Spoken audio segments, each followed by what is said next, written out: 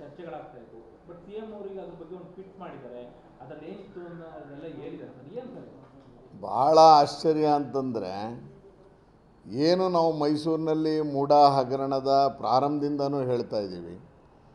ಸನ್ಮಾನ್ಯ ಭೈರತಿ ಸುರೇಶ್ ಅವರು ಮೈಸೂರಿಗೆ ಹಗರಣವೇ ನಡೆದಿಲ್ಲ ಅಂಥೇಳಿ ಹೆಲಿಕಾಪ್ಟ್ರಲ್ಲಿ ಬಂದು ದಾಖಲಾತಿಗಳನ್ನ ಹೊತ್ಕೊಂಡು ಹೋಗಿದ್ದಾರೆ ಅನ್ನುವಂಥ ಆರೋಪವನ್ನು ನಾವು ಡೇ ಒನ್ನಿಂದನೂ ಮಾಡ್ತಾಯಿದ್ದೀವಿ.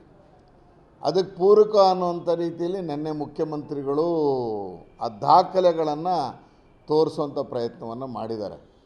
ವಿಧಾನಸಭೆಯ ಅಧಿವೇಶನವನ್ನು ಮೊಟಕುಗೊಳಿಸಿದ ನಂತರ ಮರುದಿವಸದ ಪತ್ರಿಕಾಗೋಷ್ಠಿಯಲ್ಲೇ ನಗರಾಭಿವೃದ್ಧಿ ಸಚಿವರಾಗಿದ್ದಂಥ ಬಚ್ಚೇಗೌಡರ ದಾಖಲಾತಿಯನ್ನು ತೋರಿಸಿದ್ರು. ಅವರು ಮೈಸೂರಲ್ಲಿರಬೇಕಾದಂಥ ದಾಖಲಾತಿ ಹೇಗೆ CM ಕಚೇರಿಗೆ ಹೋಯಿತು ಅನ್ನುವಂಥದ್ದೇ ಅವತ್ತು ನಾವು ಪ್ರಶ್ನೆಯನ್ನು ಎತ್ತಿದ್ವಿ. ಇವತ್ತು ಮೈಸೂರಿನಲ್ಲಿ ಬಚ್ಚೇಗೌಡರು ಬರೆದಿರುವಂಥ ಪ್ರತಿ ಇವತ್ತು ಮೈಸೂರು ನಗರಾಭಿವೃದ್ಧಿ ಪ್ರಾಧಿಕಾರದಲ್ಲಿಲ್ಲ. ಹೆಂಗೆ ಹೋಯ್ತು ಹಂಗಾರೆ ವಿಧಾನಸೌಧಕ್ಕೆ? ಮುಖ್ಯಮಂತ್ರಿಗಳ ಕೈಗೆ ಹೇಗೆ ಹೋಗುತ್ತದೋ ಅದೇ ರೀತಿಯಲ್ಲಿ ನಿನ್ನೆ ಅವರು ಏನು ಟ್ವೀಟ್ ಮಾಡಿದ್ದಾರೆ, ಯಾವ ವೈಟ್ನರ್ ಹಾಕಿರೋದನ್ನು BJP JDS ನಾಯಕರುಗಳು ನೀವೆಲ್ಲ ವೈಟ್ನರ್ ಹಾಕಿದ್ದನ್ನು ಬೊಬ್ಬೆ ಮಾಡ್ತಾಯಿದ್ದೀರಾ, ವೈಟ್ನರ್ಲಿ ಏನಿದೆ ತೋರಿಸಿ ಅಂತ ಹೇಳಿದ್ದಾರೆ. ವೈಟ್ನರ್ ಹಾಕೋದು ಯಾವುದ್ರ ಮೇಲೆ? ಒರಿಜಿನಲ್ ಪೇಪರ್ ಮೇಲೆ. ಒರಿಜಿನಲ್ ಪೇಪರನ್ನು ಇಟ್ಕೊಂಡು ಅಡೀಲಿ ಲೈಟ್ ಬಿಡು ಲೈಟು ಅಂತ ಹೇಳಿರುವಂಥ ಆಡಿಯೋ ಈಗಾಗಲೇ ಬಂದಿರುವ ಸಂದರ್ಭದಲ್ಲಿ ಯಾರು ಲೈಟ್ ಬಿಡು ಅಂತ ಹೇಳಿರೋ ವ್ಯಕ್ತಿ? ಮೈಸೂರಿನ ಈಗಾಗಲೇ ಕಾಂಗ್ರೆಸ್ಸಿನಲ್ಲಿ ಯಾವುದಾದ್ರು ಒಂದು ಜವಾಬ್ದಾರಿ ತಗೋಬೇಕು ಅಂತ ಓಡಾಡ್ತಿರುವ ವ್ಯಕ್ತಿಯ ಧ್ವನಿ ಇದ್ದಂಗಿದೆ. ಅದು ಪರೀಕ್ಷೆ ಮಾಡಿಸಿ ಧ್ವನಿ ಯಾರ್ದು ಅಂತ. ಅವನ ಹತ್ರ ಹೆಂಗೆ ಹೋಗುತ್ತೆ ಅದು ಒರಿಜಿನಲ್ ಕಾಪಿ? ಅದನ್ನ ಇಟ್ಕೊಂಡು ಲೈಟ್ ಬಿಡು ಇನ್ನೊಂಚೂರು ಲೈಟ್ ಬಿಡು ಅಂತಾರಲ್ಲ, ಏನದ್ರ ಅರ್ಥ? ಹಂಗಾರೆ ಒರಿಜಿನಲ್ಲು ಮುಖ್ಯಮಂತ್ರಿಗಳ ಕಚೇರಿಯ ಒಳಗೆ ಇದೆ, ತಗೊಂಡೋಗಿ ಕೊಟ್ಟವ್ರು ಯಾರು? ಹಂಗಾರೆ ತನಿಖಾ ಆಯೋಗ ಯಾಕೆ ಬೇಕು? ಯಾಕೆ ದೇಸಾಯಿ ಆಯೋಗ ಬೇಕು? ಅಲ್ಲಿಲ್ಲದೆ ಇರುವಂಥ ದಾಖಲಾತಿಗಳು ಮುಖ್ಯಮಂತ್ರಿ. ಹಂಗಾರೆ ಸನ್ಮಾನ್ಯ ನ್ಯಾಯಮೂರ್ತಿಗಳ ಕಚೇರಿ ಏನಾದರೂ ವಿಧಾನಸೌಧದಲ್ಲಿ ತೆಗೆದಿದ್ದಾರಾ? ಅದರೊಳಗಿಂದ ಇವರು ಡಾಕ್ಯುಮೆಂಟ್ ಎತ್ಕೊಂಡು ಹೋಗಿದ್ದಾರಾ ಅನ್ನುವಂಥ ಪ್ರಶ್ನೆ ಎದ್ದೇಳುತ್ತೆ. ಸನ್ಮಾನ್ಯ ಮುಖ್ಯಮಂತ್ರಿಗಳು ಇದಕ್ಕೆ ಅವರ ಕಚೇರಿ ಏನು ಟ್ವೀಟ್ ಮಾಡಿದ್ದಾರೆ ಸ್ಪಷ್ಟ ಮಾಡಬೇಕು. ಒರಿಜಿನಲ್ ಡಾಕ್ಯುಮೆಂಟಲ್ಲಿ ಇದ್ದರೆ ಮಾತ್ರ ವೈಟ್ನರ್ ಹಾಕಿದ್ದನ್ನು ಪ್ರದರ್ಶನ ಮಾಡಲಿಕ್ಕೆ ಸಾಧ್ಯ. ಇದರಲ್ಲಿ ಇನ್ನೂ ಹಲವಾರು ಪ್ರಶ್ನೆಗಳು ಅನುಮಾನಗಳು ನಮ್ಮ ಹತ್ರ ಕಾಡ್ತಾ ಇದೆ. ಹೇಳ್ತೀನಿ ಅದನ್ನು ಇವತ್ತು ನಾಳೆ ಮತ್ತೆ ಪ್ರೂವ್ ಮಾಡಿಕೊಂಡು.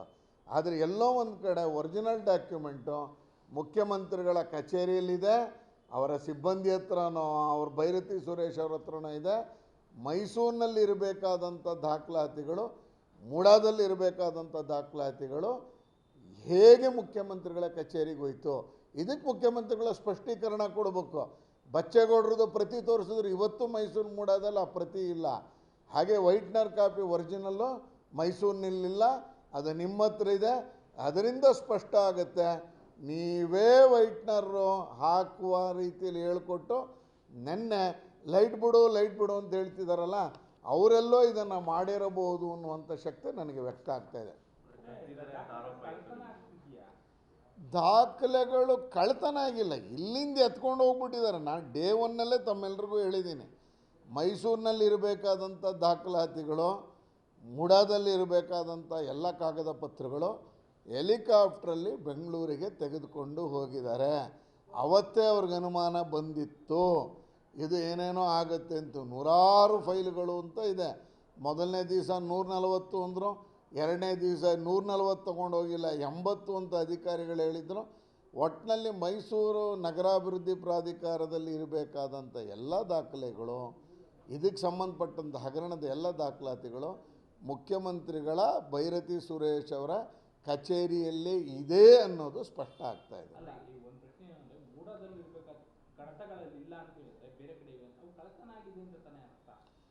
ಕಳ್ಳತನ ಆಗಿದೆ ಅಂತಲೇ ಅರ್ಥ. ಯಾಕಂದರೆ ಒಬ್ಬರು ಭೈರತಿ ಸುರೇಶ್ ಅಂತ ಮಂತ್ರಿಗಳು ಇಲ್ಲಿ ಯಾವ್ದಾದ್ರು ದಾಖಲಾತಿಗಳು ತೊಗೊಂಡೋಗ್ಬೇಕಾದ್ರೆ ರಿಜಿಸ್ಟ್ರಲ್ಲಿ ಎಂಟ್ರ್ ಆಗಬೇಕದು.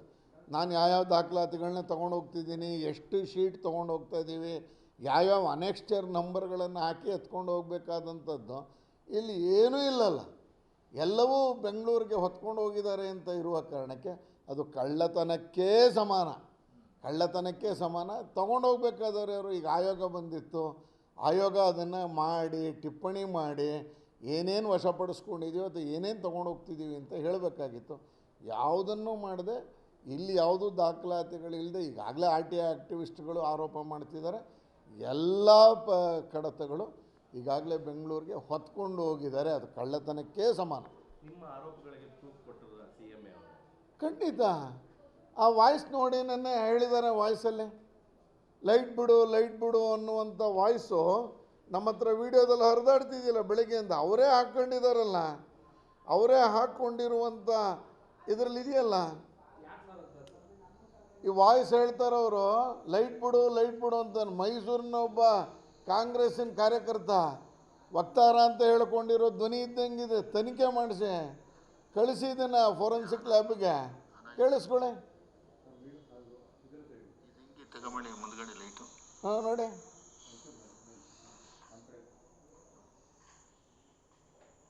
ಲೈಟ್ ತಗೊಂಬನ್ನಿ, ಸಾಕು ನಿಲ್ಲಿಸಿ ಅಂತಾರಲ್ಲ. ಯಾರ್ದಿದು ವಾಯ್ಸ್ ಹಂಗಾದ್ರೆ? ಪತ್ತೆ ಮಾಡಿ. ನಾನು ಹೇಳ್ತಿರೋದು ನಿಮ್ಮಿಂದನೇ ಆಗ್ತಾಯಿದೆ. ಮುಖ್ಯಮಂತ್ರಿಗಳಿಗೆ ಕಪ್ಪು ಚುಕ್ಕಿ ಬಳಿತಾ ಇರುವಂಥ ಕೆಲಸ ನಡೀತಾ ಇದೆ. ನಾನು ಅವತ್ತು ಹೇಳಿದ್ದೀನಿ, ಹಿತಶತ್ರುಗಳಿಂದನೇ ನಿಮಗೆ ವಂಚನೆ ಆಗಿರೋದು, ದ್ರೋಹ ಆಗಿರೋದು, ನಿಮ್ಮ ಕಾಲ್ಬುಡಕ್ಕೆ ಇದಾಗ್ತಿರೋದು ನಿಮ್ಮ ಹಿತಶತ್ರುಗಳೇನೆ, ನಿಮ್ಮ ಜೊತೆ ಸುತ್ತಮುತ್ತ ಇರೋರೇನೆ ಅನ್ನೋದು ಸ್ಪಷ್ಟ ಆಗ್ತದೆ. ಥ್ಯಾಂಕ್ ಈಗ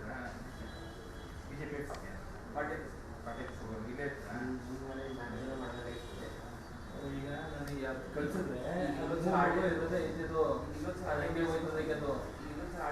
ಸರ್ ಹಂಗೆ ಆಡಿಯೋ ಪ್ಲೇ ಮಾಡಿ ಬರಬೇಡಿ.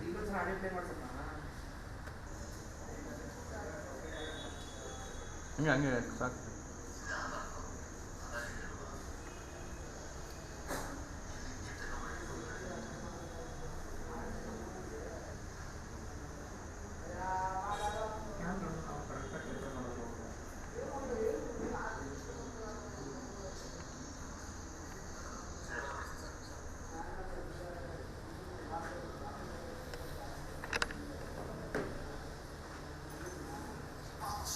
ಏನಪ್ಪ ಈಗ ಡಿಸ್ಟರ್ಬ್ ಮಾಡ್ತಾ ಇದ್ದೀನಿ.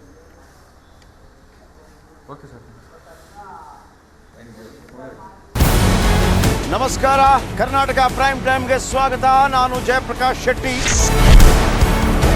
ಇಡೀ ಕರ್ನಾಡು ಇವತ್ತು ರೆಬೆಲ್ ಆಗಿ ನಿಂತಿದೆ. ಈ ಹಗರಣಗಳನ್ನು ಸದನದಲ್ಲಿ ಪ್ರಸ್ತಾಪ ಮಾಡಲು ಕೂಡ ಕಾಂಗ್ರೆಸ್ ಹಿಂದೇಟು ಹಾಕಿದ್ದೇಕೆ? ನಿಮ್ಗೆ ಸಂಬಳ ಅದಕ್ಕೆ, ನಿಮಗೆ ವಾಹನ ಅದಕ್ಕೆ, ನಿಮಗೆ ವೆಪನ್ ಅದಕ್ಕೆ, ನೀವು ಅದನ್ನು ಸೆರೆ ಹಿಡಬೇಕಾಗಿತ್ತು. ನೀವು ವಿದ್ಯುತ್ ಬರ ಇದೆ ಅಂತ ಹೇಳ್ತಾ ಇದ್ದೀರಿ. ಎಲ್ಲಿ ಬರ ಇದೆ ನೀವು ಹೇಳಬೇಕು. ಪಾಕಿಸ್ತಾನ್ ಆಕ್ಯುಪೈಡ್ ಕಾಶ್ಮೀರ್ ಅದು ಎಂದೆಂದಿಗೂ ನಮ್ಮದು. 40 ಮೆಷಿನ್ಗಳು ತಂದಿತ್ತು ನೋಟ್ ಎಣಿಸುವುದಕ್ಕೆ, ಅದೇ ಹಾಳಾಯಿತು. ಮಥುರಾದ ಗಲಾಟೆ ಇದೆಯಲ್ಲ, ಅದು ಸ್ಥಳೀಯವಾಗಿ ಕೂತು ಪರಿಹರಿಸಬಹುದಾದಂಥ ಕಾನೂನಿದೆ. ಗ್ಯಾರಂಟಿ ಯೋಜನೆಯಿಂದ ನಷ್ಟ ಆಗಿದೆ, ಲಾಭ ಆಗಿದೆ, ದಯವಿಟ್ಟು ಹೇಳಿ. Dawood Ibrahim most wanted criminal ಯಾವಾಗಾದ ಅಂದರೆ ಇಲ್ಲಿ ತನಕ ಭಾರತ ದೇಶದಲ್ಲಿ ಓರ್ವ ದಲಿತ ಪ್ರಧಾನಿಯಾದಂಥ ಇತಿಹಾಸವೇ ಇಲ್ಲ. ರಿಪಬ್ಲಿಕ್ ವರ್ಲ್ಡ್ ಆಪ್ ಇದು ಕೇವಲ ಅಪ್ಲಿಕೇಶನ್ ಅಲ್ಲ, ಸಮಗ್ರ ಸುದ್ದಿಗಳ ಸಂಪರ್ಕ ಮಾರ್ಗಕ್ಕೆ ಕ್ರಾಂತಿಕಾರಿ ಬದಲಾವಣೆ. ರಿಪಬ್ಲಿಕ್ ವರ್ಲ್ಡ್ ಆಪ್ ಕೇವಲ ಸುದ್ದಿ ಅಪ್ಲಿಕೇಶನ್ ಅನ್ನ ಪರಿಚಯ ಮಾಡ್ತಾ ಇಲ್ಲ, ಬದಲಾಗಿ ಡಿಜಿಟಲ್ ಸುದ್ದಿ ಬಳಕೆಯ ಹೊಸ ಯುಗಕ್ಕೆ ನಾಂದಿ ಹಾಡ್ತಾ ಇದೆ. ಇದೊಂದು ಬ್ರೇಕಿಂಗ್ ನ್ಯೂಸ್, ಪ್ರಭಾವಶಾಲಿ ಕಾರ್ಯಕ್ರಮಗಳಿಗೆ ಗಟ್ಟಿಯಾದ ವೇದಿಕೆ.